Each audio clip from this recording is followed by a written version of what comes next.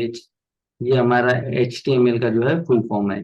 ठीक है, यहाँ पे मैं लिख देता हूँ HTML stands for hyper text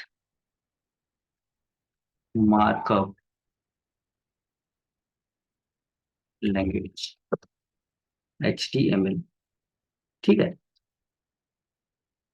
तो पहले तो हमें ये समझना है कि एग्जैक्टली है क्या, व्हाट इज मीनिंग। ये तो समझ गए कि ये शॉर्ट फॉर्म है हाइपरटेक्स्ट मार्कअप लैंग्वेज का, लेकिन ये हाइपरटेक्स्ट मार्कअप लैंग्वेज क्या है।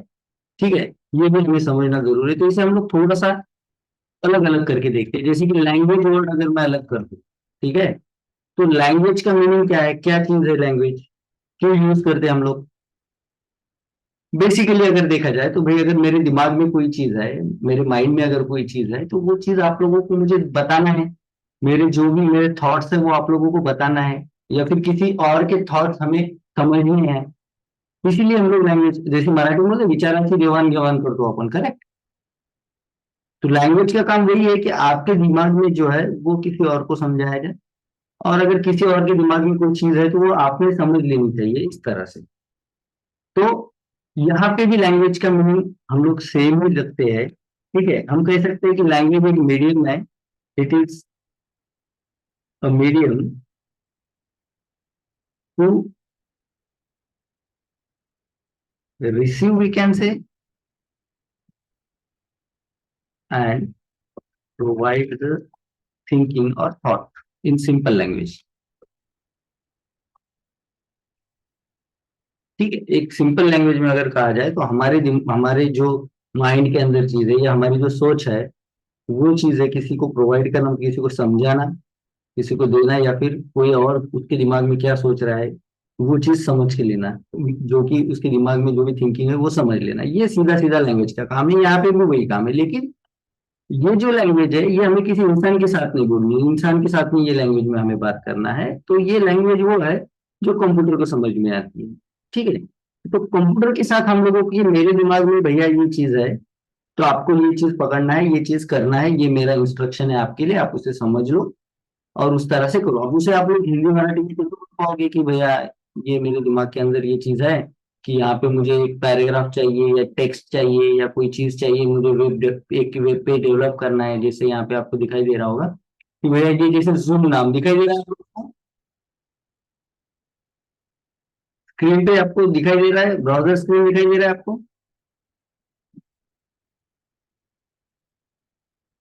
हेलो, आवाज आ रही है मेरी। यस सर, श्योर है। ओके, शो हो रहा है गूगल। Yes sir.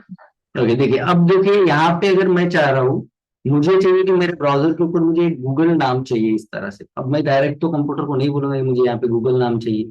तो फिर हम लोगों को उसकी लैंग्वेज में जो वो समझ सके कि भैया मुझे यहाँ पे गूगल चाहिए, इस तरह का नाम मुझे यहाँ पे चाहिए, वो समझ सके, उस हिसाब में बताना है, सिंपल है। तो उसी के लिए हम लोग क्या करेंगे कि ये वाली जो लैंग्वेज है, हाइपरटेक्स्ट मार्कअप लैंग्वेज जो है, वो समझाने के लिए कि मेरे दिमाग में क्या है रिगार्डिंग एक वेब डेवलपमेंट, क्योंकि ये लैंग्वेज किस चीज के लिए यूज करते हैं हम लोग, वेब डेवलपमेंट के लिए। तो वेब डेवलपमेंट से रिगार्डिंग जो भी आपको आपके ब्राउजर स्क्रीन पे चाहिए, वो चीजें क्या चाहिए वो दिखाना, या फिर उसका इंस्ट्रक्शन देना, ये HTML का काम है। जो आप HTML के थ्रू आपके कंप्यूटर को इंस्ट्रक्शन देते हो, ये तो हुआ लैंग्वेज। ठीक है, अब इसके अंदर जैसे है कि हाइपर टेक्स्ट क्या है। हाइपर टेक्स्ट, किसी को पता है हाइपर टेक्स्ट क्या होता है।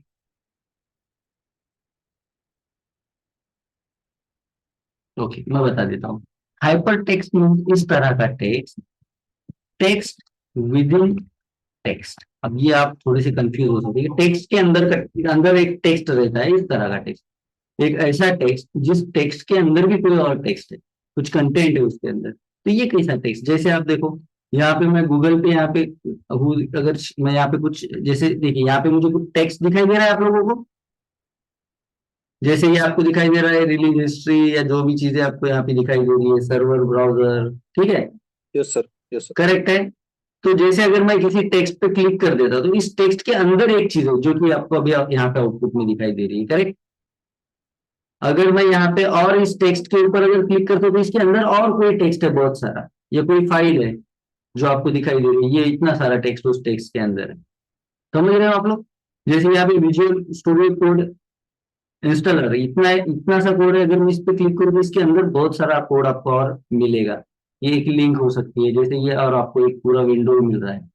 समझ रहे हो कैसे एक टेक्स्ट के अंदर दूसरा टेक्स्ट होना? क्लियर है? Yes sir, yes clear. तो इसी को हम लोग कहते हैं हाइपर टेक्स्ट, कि एक इस तरह का टेक्स्ट हम लोग ले सकते हैं। एक हाइपर टेक्स्ट हम लोग ले सकते हैं कि जिसके थ्रू हम लोग इस तरह के डॉक्यूमेंट्स प्रोवाइड कर सकते हैं, एक लिंक के अंदर दूसरी लिंक, या एक टेक्स्ट के अंदर दूसरा टेक्स्ट, ये हम लोग यहाँ पे प्रोवाइड कर सकते हैं यूजिंग हाइपर टेक्स्ट। ये तो हुआ मतलब हाइपर टेक्स्ट का। ठीक है, अब समझना है हम लोगों को मार्कअप क्या चीज है। मार्कअप, ठीक है। अब ये हमने समझ लिया कि हमें एक कुछ टेक्स्ट चाहिए जो कि हाइपर टेक्स्ट रहेंगे, जिसके अंदर हम लोग कोई और सोर्सेज जो है उसके अंदर रख पाए, इस तरह का टेक्स्ट हम लोगों को चाहिए, जो कि हम लोग इसके थ्रू लेने वाले हैं, जो यहाँ पे बताया गया है कि ये हाइपर टेक्स्ट मार्कअप लैंग्वेज। अब मार्कअप क्या है? ठीक है, दूसरी बात मार्कअप क्या है। तो मार्कअप जैसे जैसे आप लोगों को, जैसे मान लो कोई आपका घर का, अगर आप लोग काम कर रहे हो, मान लो ये आपका कोई खाली प्लॉट है, ये जमीन है आपकी, ठीक है। तो अब अगर आपको घर बनाना है तो आप लोग मार्क करते हो ना, जैसे यहाँ पे ऐसे मार्क करोगे कि यहाँ से यहाँ तक हमारी बॉर्डर या आउटलेट रहेगा। फिर ये मार्क करने के बाद यहाँ पे बाद में आप लोग दीवार बनाओगे इस तरह से कि रूम कितने बाय कितने का रहेगा, तो ये एक मार्कअप। जैसे मैं यहाँ पे करूंगा कि मेरा एक रूम यहाँ पे रहेगा, एक हॉल रहेगा, ठीक है, ये मैं मार्क कर रहा हूँ, ठीक है। ये कि यहाँ पे, लाइक यहाँ पे किचन रहेगा समथिंग, और देन इधर मेरा बेडरूम एंड बाथरूम, इस तरह से। तो ये मैंने क्या किया, मार्क किया कि मुझे कहाँ पे क्या चीजें चाहिए। ठीक है, अब यही चीज जो होती है ना आपका इंटरनेट के ऊपर होता है। जैसे यहाँ पे देखिए कि इसने बताया कि भैया एक लेफ्ट साइड को जो बॉक्स है, ये जो मेरा जगह है, यहाँ पे मुझे कुछ इस तरह की लिंक्स चाहिए। बीच में मुझे कुछ टेक्स्ट चाहिए जिसके अंदर एक्सप्लेनेशन रहेगा। उसके नीचे मुझे कुछ इस तरह की इमेज चाहिए, या फिर इस राइट साइड में मुझे कुछ टेक्स्ट चाहिए, यहाँ पे मुझे बटन चाहिए, या जैसे आपको यहाँ पे दिखाई दे रहा है एक पूरा मेनू बार आपको यहाँ पे दिखाई दे रहा होगा। ये इस तरह का हेडर मुझे चाहिए। तो ये डिसाइड करना कि आपके वेब पेज के ऊपर क्या क्या चीजें आपको चाहिए, और वो चीजें कहाँ पे चाहिए, मार्कअप करना, उसका लेआउट बनाना, ये दो चीजें जो है हम लोग HTML के थ्रू करते हैं। मार्कअप का मतलब यहाँ पे यही होता है कि ये आपको लेआउट बनाने के लिए हेल्प करता है। मार्किंग, मार्किंग और लेआउट डिजाइनिंग। जो लेआउट है, अब यहाँ पे लेआउट क्या है, जैसे देखिए यहाँ पे आपको दिखाई देगा कि ऊपर एक हेडर है, एक राइट साइड में एक राइट साइड बॉक्स है, एक लेफ्ट साइड को एक साइड बॉक्स है, बीच में कंटेंट है, इस तरह से। बीच में जो कंटेंट है वो स्क्रॉल अप हो रहा है, ये सारी। और सबसे नीचे अगर आप जाओगे तो यहाँ पे आपको एक फूटर भी दिखाई दे रहा है। तो मुझे कहाँ पे क्या चीजें चाहिए ये डिसाइड करना, दैट मीन्स मार्कअप करना। और जो भी चीजें इसके अंदर, जो भी टेक्स्ट मैं ले रहा हूँ या जो भी इमेजेस में जो भी चीजें ले रहा हूँ, वो किस तरह की होनी चाहिए, मार्कअप तरह की होनी चाहिए। मतलब उसके अंदर भी कोई, मैं अगर चाहूँ कि एक एक टेक्स्ट के अंदर मैं कोई और टेक्स्ट उसके अंदर रख दूं, मतलब हाइपर टेक्स्ट अगर मैं चाहूँ तो वो भी मैं ले सकूं। इसी को हम लोग कहते हैं हाइपर टेक्स्ट मार्कअप लैंग्वेज, जिसके दो काम है कि आपके वेब पेज के ऊपर कोई भी चीज लेना, जो भी आपको चाहिए, टेक्स्ट रहे, इमेज रहे, कोई एक एक बॉक्स रहे, ठीक है, ये बटन्स रहे, ठीक है, ये सारी चीजें, या कोई लोगो है, ये सारी चीजें लेना पहला काम। और दूसरा कि ये सारी चीजें, कौन कौन सी चीजें आपके पेज के ऊपर कहाँ कहाँ पे सेट रहेगी, ये वाला लेआउट बनाना। ये दो काम आपके HTML के हैं, और इसी की वजह से इसे हाइपरटेक्स्ट मार्कअप लैंग्वेज कहा जा सकता है। ठीक है, क्लियर है आप लोगों को? कोई डाउट इसके अंदर कि क्यों हम लोगों को यूज करना है, किस चीज के लिए यूज करना है HTML?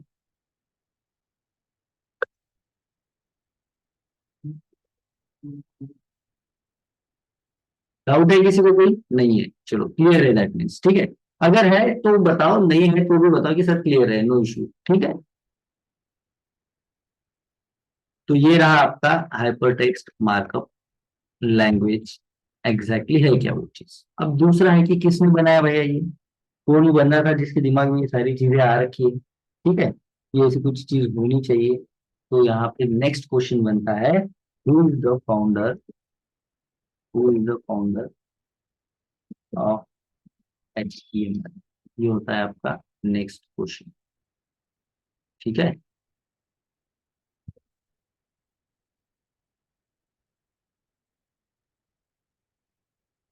HTML का फाउंडर कौन है?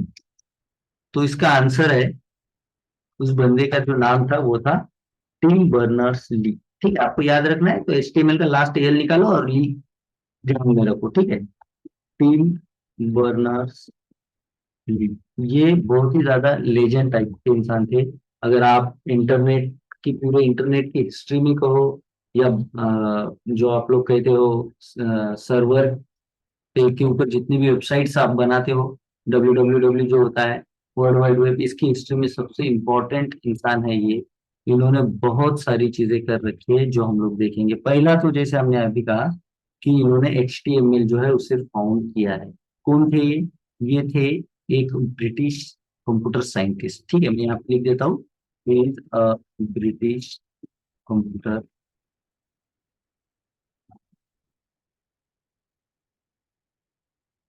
साइंटिस्ट। एक ब्रिटिश कंप्यूटर साइंटिस्ट थे जिन्होंने HTML का तो फाउंड किया ही है, HTML को। ठीक है, दूसरा कि ये जो थे, इन्हें इन्होंने WWW का भी, वर्ल्ड वाइड वेब का भी आइडिया जो है वो इन्हीं का था। WWW जो है उसका आइडिया भी इन्हीं का था। ठीक है, ये एक एक कंपनी के अंदर काम करते थे, जो एक जो है ना अपना न्यूक्लियर रिसर्च वाला जो कंपनी था, एक एक न्यूक्लियर रिसर्च वाला कंपनी था। CERN बोल के एक यूरोपियन कंपनी था जिसके अंदर न्यूक्लियर रिसर्च किया जाता था। तो यहाँ पे जब वो काम कर रहे थे 1989 में, तो वहां पे उनके दिमाग में ये चीज आई कि क्या ऐसा कोई हो सकता है वर्ल्ड वाइड एक चीज की, कहीं पे भी अगर मेरा यूजर है तो वो चाहे कहीं पे भी हो, वहां से कोई एक चीज या कोई डॉक्यूमेंट या कोई डेटा जो है वो उसे वहां पे मिल जाए। ऐसा अगर कुछ, ऐसा कुछ हो सकता है, तो यही जो आइडिया थी वो WW की थी। तो वर्ल्ड वाइड वेब के भी जो फाउंडर है वो कौन है?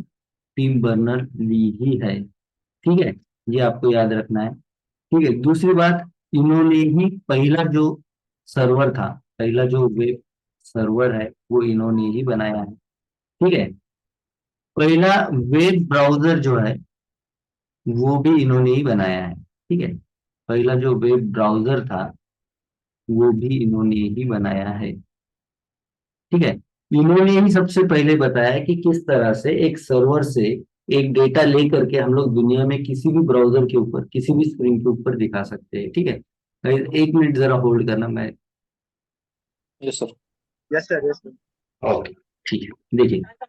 तो ये किस तरह से, ये जो उनके दिमाग में आइडिया था कि जो भाई अगर कहीं पे भी मेरा यूजर अगर बैठा बैठा है, तो अगर मैं कुछ उसे चीज दिखाना चाहूँ या वो वाली चीज ढूंढना चाहे, वो कोई डॉक्यूमेंट ढूंढना चाहे या फिर कोई टेक्स्ट ढूंढना चाहे, तो उसे कहीं पे भी अवेलेबल हो। तो इन्होंने ये आइडिया सबसे पहले निकाला, इनके दिमाग में आया कि क्यों ना ऐसी कोई चीज हो कि मेरा जो डॉक्यूमेंट है वो कहीं पे स्टोर रहे, या मेरा जो टेक्स्ट है वो कहीं पे स्टोर रहे, और मेरा यूजर चाहे कहीं से भी अगर वो रिक्वेस्ट करता है कि मुझे ये डॉक्यूमेंट या कि ये टेक्स्ट चाहिए, तो वो मुझे उसे मिल जाए। किस तरह से? तो उसके लिए उन्होंने क्या किया, जैसे मैंने अभी बताया। गाइज, अगर माइक ऑन है और आजू बाजू में थोड़ी आवाज है तो म्यूट करिए, अनम्यूट करके बात करिए, बाद में वापस से म्यूट करिए, ठीक है? Okay fine. देखिए, तो इन्होंने क्या किया कि भैया एक, जैसे मैंने कहा कि सर्वर भी इन्होंने ही फोन, अब सर्वर क्या चीज है? सर्वर एक, आप समझो कि एक कंप्यूटर है। ठीक है, एक कंप्यूटर है जो सारे यूजर्स के लिए अवेलेबल, जितने यूजर है जहां से भी अगर वो एक्सेस चाहे इसका, ठीक है, इसके अंदर का कोई डेटा चाहे तो वो डेटा उन्हें मिल सकता है इस तरह से। ठीक है, दूसरा यहाँ पे है डेटाबेस।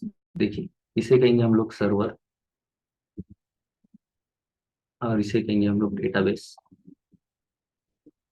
डेटाबेस क्या है कि इसके अंदर सारी चीजें स्टोर रहेगी, ये एक तरह से मेमोरी का काम करता है, एक बड़े लेवल पे, ग्लोबल लेवल पे। ठीक है, और सर्वर एक कंप्यूटर है जिसके ऊपर आपके सारे कंप्यूटर जो है वो कनेक्ट हो सकते हैं यूजिंग इंटरनेट। यहाँ से आप ये इस कंप्यूटर के ऊपर जो भी ये डेटाबेस है या जो भी इसके अंदर चीजें, वो कहीं से भी आप मांग लो, आपको थ्रू दिस सर्वर आपको मिल जाएगा। और जो आपके कंप्यूटर पे, आपको कहाँ पे मिलेगा? तो आपको आपके ब्राउजर पे ये सारी चीजें मिलेगी। मतलब इंटरनेट जो है आप कहाँ से यूज कर पाओगे? तो आप ब्राउजर के थ्रू यूज कर पाओगे। तो ये उनके दिमाग में आया। तो ये किस तरह से काम होता है, देखिए। ये आप इस तरह से यहाँ से मान लो अगर आपको कोई इंफॉर्मेशन चाहिए, ठीक है, तो आप क्या करते हो, यहाँ से रिक्वेस्ट करते हो, लाइक विकिपीडिया पे आप लोग क्लिक करते हो और बताते हो मुझे कोई इस तरह की इंफॉर्मेशन चाहिए। तो ये इस जो आप यहाँ पे क्लिक करते हो ना किसी बटन के ऊपर, जैसे ये आपको ब्राउजर दिखाई दे रहा है, जैसे मैं ये गूगल के ऊपर अगर ये बटन पे क्लिक कर रहा हूँ, आपको दिखाई दे रहा है? Yes sir. हाँ, तो देखिए भाई, जैसे मैं बटन पे क्लिक कर रहा हूँ, तो ये क्लिक करने के बाद क्या होगा, मान लो, तो मेरी एक रिक्वेस्ट जो है वो चली जाएगी सर्वर पे। ठीक है, इसे कहते हैं हम लोग HTTP रिक्वेस्ट। ठीक है, यहाँ से हम लोग रिक्वेस्ट सेंड करेंगे और फिर ये सर्वर को जो है यूजिंग दिस HTTP प्रोटोकॉल, अब हमारी जो चीजें है वो समझने के लिए ये प्रोटोकॉल है कि ये जो हमारा टेक्स्ट है इसके ऊपर अगर क्लिक किया जाए तो इस सर्वर को क्या आउटपुट मिले, क्या इनपुट मिले। ठीक है, तो इसे क्या हिंट मिलेगी, इसे क्या चाहिए भैया, ये बंदा क्या मांग रहा है। तो इसके लिए HTTP प्रोटोकॉल होता है, मैं इस बटन पे क्लिक करूंगा, मेरा रिक्वेस्ट यहाँ पे जाएगा। अब सर्वर देखेगा, अब सर्वर जो है उसे हमारा जो यहाँ से क्लिक किया गया रिक्वेस्ट है इस प्रोटोकॉल से ट्रांसफर होके उसे अपनी लैंग्वेज में समझ में आएगा कि भैया इसने कुछ गूगल पे क्लिक किया है, उसे गूगल का कोई पेज शायद चाहिए। ये चीज वो समझेगा इस HTTP रिक्वेस्ट के साथ। या फिर अगर कोई मुझे फाइल चाहिए होगी, मैं उस फाइल बटन पे क्लिक अगर कर दूं, कोई फाइल पे क्लिक कर दूं, तो वो समझ लेगा, जैसे आपका ड्राइव पे आपका कोई डेटा सेव है, कोई फोटो है, तो आप उस फोटो पे क्लिक करोगे तो वो क्या करेगा, समझ लेगा कि इसे ये फोटो दिखाना है, इसे ये फोटो चाहिए। तो वो यहाँ से सर्वर जो है आपका देखेगा कि भैया ये जिस चीज के लिए मेरे लिए मेरे मेरे को रिक्वेस्ट कर रहा है वो चीज मेरे डेटाबेस में उससे रिगार्डिंग क्या क्या चीजें है मेरे पास, तो वो सारी चीजें वो यहाँ से लेगा। यहाँ से लेने के बाद आपको वापस यहाँ पे आपके ब्राउजर के ऊपर आपको शो करेगा। जैसे अगर मैं अपने ब्राउजर पे यहाँ पे लिख देता हूँ कोई चीज, जैसे कि ओके VS कोड डाउनलोड, अगर मैं क्लिक करता हूँ यहाँ पे, तो क्या करेगा, मेरा रिक्वेस्ट जाएगा यहाँ पे, ये रिक्वेस्ट समझ लेगा कि इसे VS कोड से रिगार्डिंग कोई चीजें चाहिए, वो डेटाबेस में ढूंढेगा क्या चीजें मेरे पास VS कोड से रिगार्डिंग है, और वो यहाँ से फिर आपको आउटपुट आपकी स्क्रीन के ऊपर ये भेजा हुआ उन्होंने। ठीक है, ये सारी चीजें मेरे पास है, मेरे डेटाबेस के अंदर, तुम्हें इसमें से क्या चीज चाहिए वो ले लो। तो ये जो पूरा लेन देन का काम है ये सबसे पहले दिमाग में आया किनके, टिम बर्नर ली के दिमाग में आया। तो फिर उन्होंने क्या किया, ऑब्वियस अगर ये सिस्टम चाहिए तो क्या चाहिए, उन्हें एक सर्वर की जरूरत थी, एक डेटाबेस की, जैसे एक सर्वर है एक ब्राउजर है इसकी जरूरत थी। ठीक है, तो उन्होंने सर्वर भी जो पहला बनाया उन्होंने बनाया, ब्राउजर भी बनाया, ब्राउजर के ऊपर अगर जो रिस्पॉन्स आ रहा है वो दिखाना है तो उसके लिए क्या चीज चाहिए होगी, तो HTML चाहिए होगी। ब्राउजर से जो रिस्पांस भेजने वाला है, जैसे मैं यहाँ पे अगर गूगल टेक्स्ट ये जब दिखेगा तभी तो उसके ऊपर क्लिक करूंगा, तो ब्राउजर पे ये सारी चीजें किस तरह से आने वाली चीजें दिखानी है और किस तरह से यूजर को यूज करने के लिए इंटरफेस आपको दिखाना है, वो चीजें उनके दिमाग में आई और फिर उन्होंने इन चीजों का जो है ये सारी चीजें जो है फाउंड अप करी। ठीक है, WWW के भी फाउंडर वही है। ठीक है, पहला वेब सर्वर भी उन्होंने ही फाइंड किया है और पहला जो ब्राउजर है वो भी टिम बर्नर ली ने ही फाउंड किया है, और इन्होंने इन्होंने ही पहला जो आपका HTML का डॉक्यूमेंट था इन्होंने ही 19 1991 को जो है आपको प्रोवाइड किया। ठीक है, इस तरह से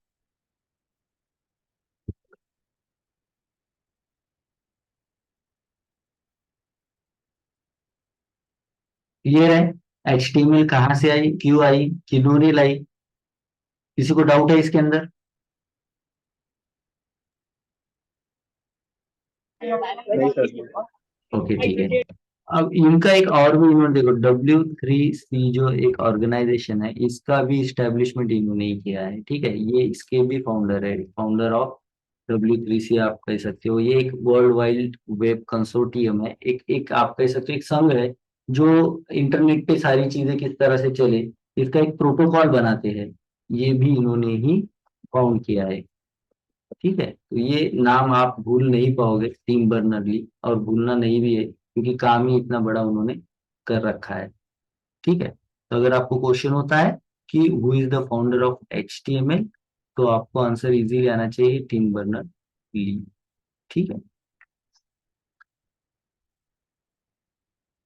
तो आप लोगों को ये चीजें क्लियर है, सर्वर क्या होता है, ब्राउजर क्या होता है, ठीक है। ब्राउजर जैसे ब्राउजर कौन कौन से है, जैसे आपको आप यूज करते हो मोजिला फायरफॉक्स, है ना, या फिर जैसे आप गूगल क्रोम करते हो, गूगल क्रोम, ये सारे ब्राउजर होते हैं। ठीक है। ब्राउजर का अगर आप चाहते हो, अगर किसी को कंफ्यूजन है तो मैं थोड़ा डिटेल में यहाँ पे लिख देता हूँ, ठीक है, कि ब्राउजर क्या चीज है।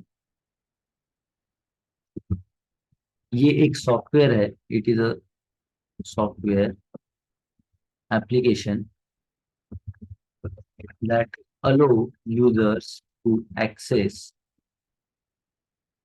and navigate the world wide web. Navigate, okay ठीक है, इतना भी अगर आप एक्सेस एंड नेविगेट इतना भी कर लो तो ठीक है। Websites, websites you can say, ठीक है। या फिर आप इसे ये भी कह सकते हो कि आपका जो आपका और इंटरनेट के बीच में जो लेन देन है, ठीक है, वो करने का काम, ठीक है, ये ब्राउजर करता है। ठीक है। जैसे कि आपको कोई फाइल नेविगेट करना है, सेंड करना है, तो हम लोग नहीं, ईमेल पे आप जाओगे, वहां पे ना आपको एक अटैच फाइल का एक ऑप्शन मिलेगा, वो नेविगेट कर रहे हो फाइल और आप इंटरनेट पे उसे भेज रहे हो, या इंटरनेट से कोई फाइल आपको आ रही है, जैसे आपको कोई मेल भेज दे, उसके अंदर कोई पीडीएफ फाइल भेज दे, तो वो फाइल आप एक्सेस कर पा रहे हो, तो यही जो है जो इंटरनेट पे लेन देन करने का काम करता है, उसी को हम लोग ब्राउजर कहते हैं। ठीक है। सर्वर क्या है, तो एक आप कह सकते हो ग्लोबल लेवल पे एक एक एक कंप्यूटर ही है, आपके कंप्यूटर के जैसा, जैसे आपके कंप्यूटर के अंदर आपकी सारी फाइल्स है, ठीक है, आपकी सारी डॉक्यूमेंटेशन है, इसी तरह का एक कंप्यूटर है जिसके ऊपर आप ब्राउजर के थ्रू जो है, जिसके ऊपर आप एक्सेस कर सकते हो, जो भी चीजें आपको चाहिए वो आप लोग एचटीटीपी प्रोटोकॉल के थ्रू, मतलब इंटरनेट के थ्रू आप वहां से ले सकते हो या वहां से पुट कर सकते हो, वो होगा आपका सर्वर। ठीक है। तो इस तरह से फाउंड हुआ आपका HTML।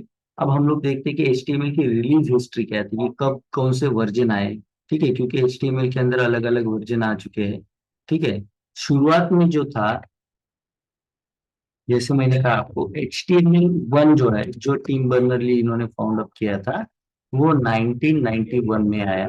ठीक है। इसके अंदर सारे जो बेसिक चीजें थे, ठीक है, जैसे कि पहली तो बात ये, वो ओरिजिनल वर्जन था जो पहली बार बनाया गया। ठीक है, तो मैं यहाँ पे लिख देता हूँ, original version created by Tim Berners बी, इनकी ओर से बनाया गया ये वही वर्जन था जो HTML 1 था।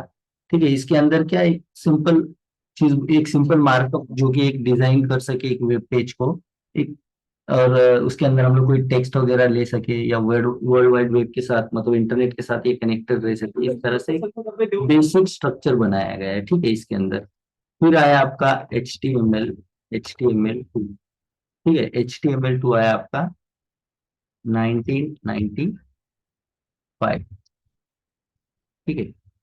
HTML, अब वर्जन कब आते हैं कोई भी चीज के, वर्जन किस तरह, जैसे आपके पास एप्पल के नए नए वर्जन आते हैं, तो क्या होता है वर्जन आना, मतलब वर्जन आने का मतलब है कि उसमें कोई ना कोई चीज वो ऐड करेंगे, कोई ना कोई नई चीज वो उसके अंदर दे देंगे। ठीक है। उसी को हम लोग कह सकते हैं वर्जन। करेक्ट, तो यही चीज हो गई। जैसे इसका फर्स्ट वर्जन है, तो उसके अंदर बस यही देखा गया है कि भाई ये किस तरह से जो है वर्ल्ड वाइड वेब के साथ कनेक्टेड रहे ये वाला टेक्स्ट, और किस तरह से हम लोग ब्राउजर पे ये यूआई बना सके, एक सिंपली, कि जहां से हम लोग सर्वर के साथ कनेक्ट हो सके। उसके बाद 1995 में क्या होगा, इसके अंदर कुछ स्पेशलाइजेशन किया गया। ठीक है। कुछ नए फीचर, जैसे कि इसके अंदर टेबल्स कैसे बनाना है, अगर अगर आपके ब्राउजर स्क्रीन पे टेबल बनाने हो आपको, तो वो कैसे बनाई जाए, ये चीजें इसके अंदर ऐड कर दी गई। ठीक है। उसके बाद इसको जो है, जैसे स्क्रिप्टिंग लैंग्वेज के साथ, ये किस तरह से स्क्रिप्टिंग लैंग्वेज, मतलब कोई एक आधा एलिमेंट है, आपको अलग अलग लेवल, अलग अलग टाइम पे वो अलग अलग तरह से ट्रीट करे, मतलब अभी तो स्टैटिक ही थे, पहले थे कि बस आपको ये टेक्स्ट दिखाई देगा। ठीक है। बाद में हुआ कि जैसे आपको रिजल्ट दिखाई देता है, आप पास हो तो आपको ग्रीन कलर में दिखाई दे, अगर आप फेल हो तो आपको रेड कलर में दिखाई दे, तो ये किस तरह से मैनिपुलेट हो जाए स्क्रिप्ट, तो वो डिपेंड था स्क्रिप्टिंग लैंग्वेज पे। तो ये स्क्रिप्टिंग लैंग्वेज जो है वो HTML के साथ कैसे उसे कोलैबोरेट किया जाए, ये सारी चीजें जो है दूसरे वर्जन के अंदर की गई।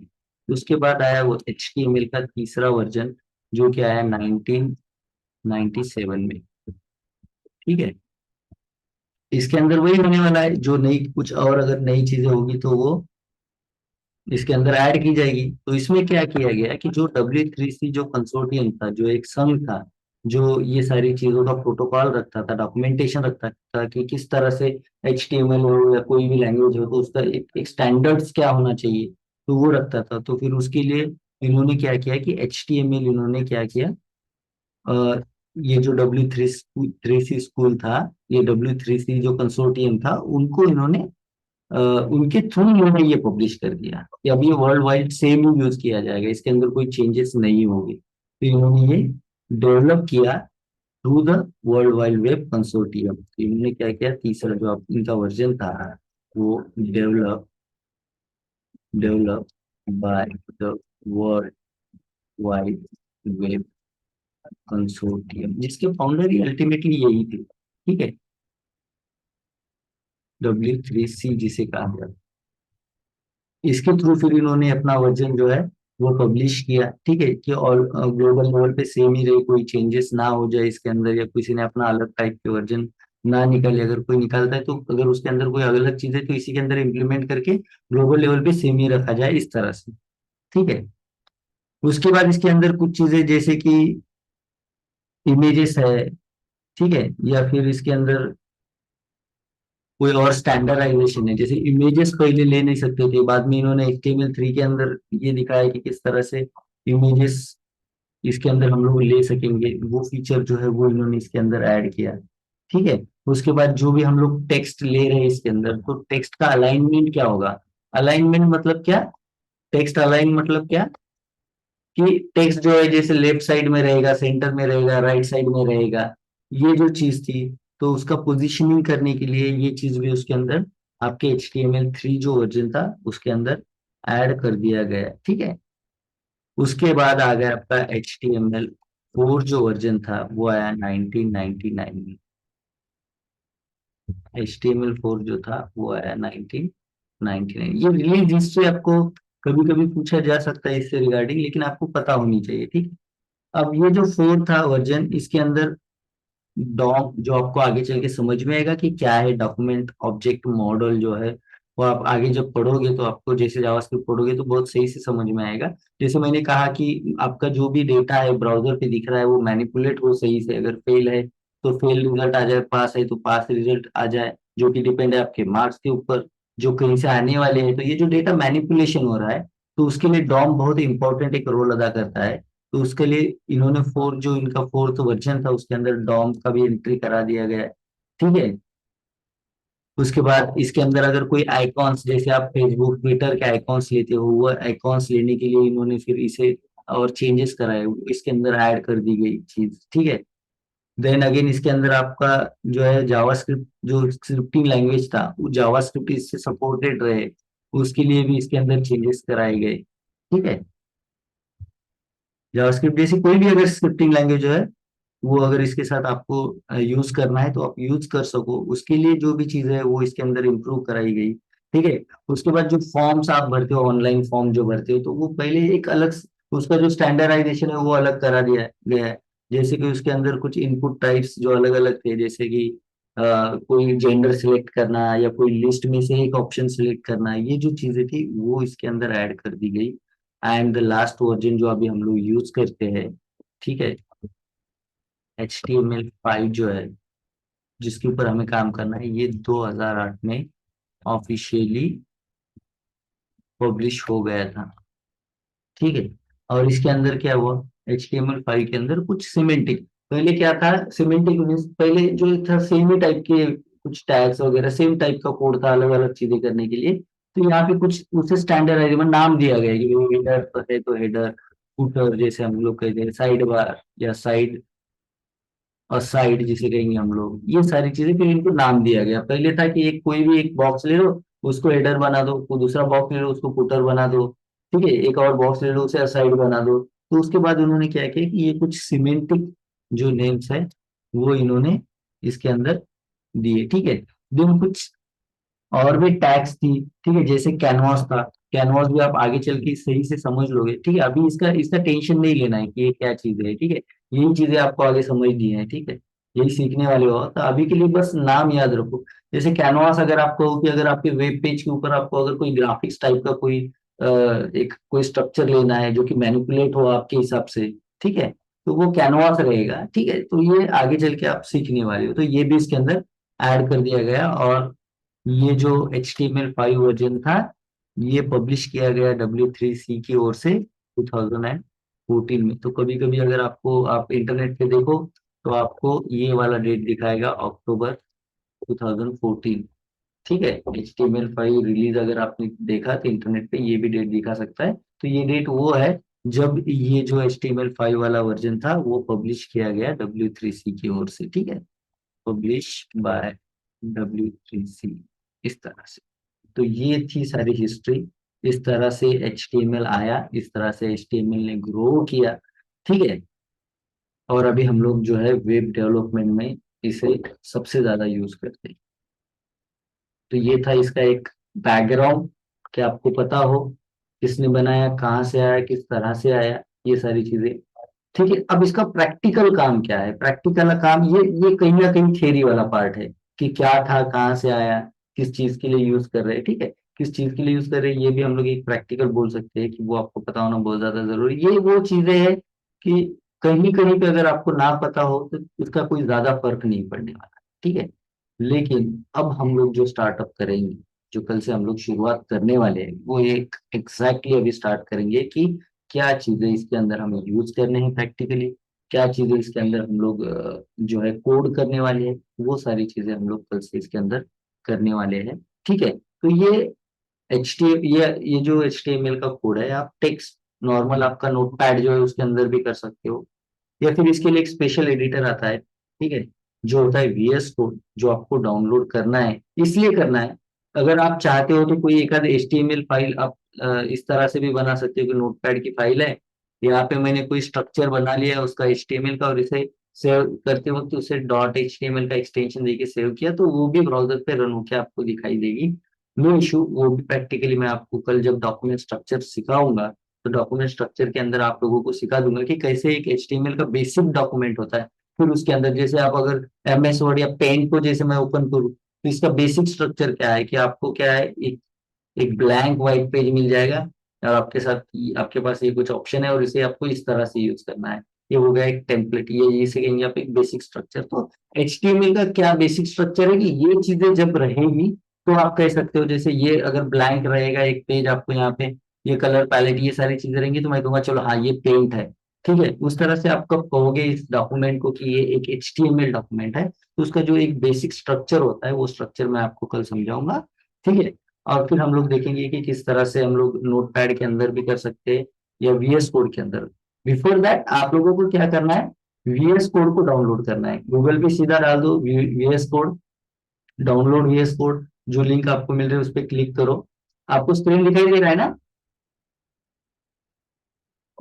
स्क्रीन दिखाई दे रहा है?